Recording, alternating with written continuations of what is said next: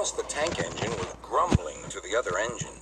I spend my time pulling coaches about, ready for you to take out on journeys. The other engines laughed.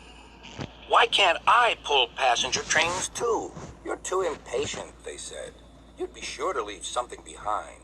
Rubbish, said Thomas. I'll show you. One night, he and Henry were alone. Henry was ill. The men worked hard, but he didn't get better.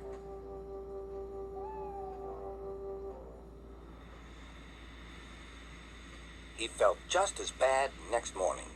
Henry usually pulled the first train, and Thomas had to get his coaches ready. If Henry is ill, he thought, perhaps I shall pull his train. Thomas ran to find the coaches. Come along, he fussed. There's plenty of time, they grumbled. Thomas took them to the platform and wanted to run round in front at once. But his driver wouldn't let him. Don't be impatient, Thomas. Thomas waited and waited. The people got in. The conductor and station master walked up and down. The porter banged the doors, and still Henry didn't come. Thomas got more and more excited. Sir Topham Hatt came to see what was the matter, and the conductor and station master told him about Henry.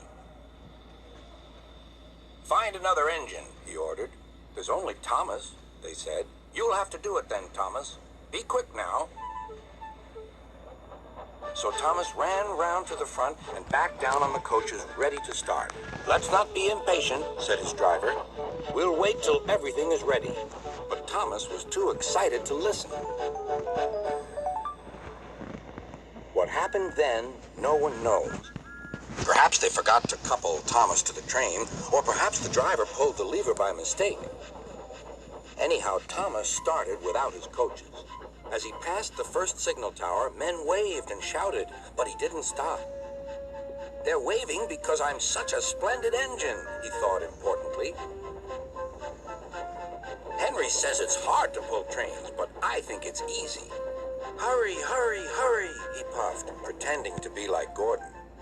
People have never seen me pulling a train before. It's nice of them to wave. And he whistled. Beep, beep. Thank you. Then he came to a signal at danger. Bother, he thought. I must stop. And I was going so nicely, too. What a nuisance signals are. He blew an angry beep, beep on his whistle. The signalman ran up. Hello, Thomas, he said. What are you doing here?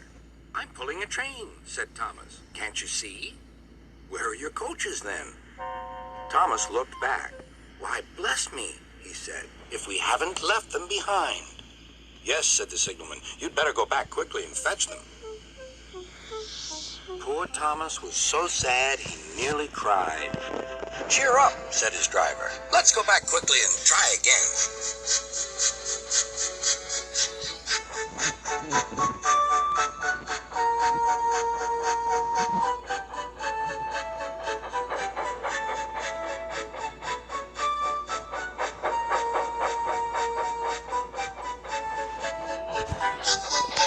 Station, all the passengers were talking at once. They were telling Sir Topham Hatt what a bad railway it was. But when Thomas came back, they saw how sad he was and couldn't be cross. He was coupled to the train, and this time he really pulled it.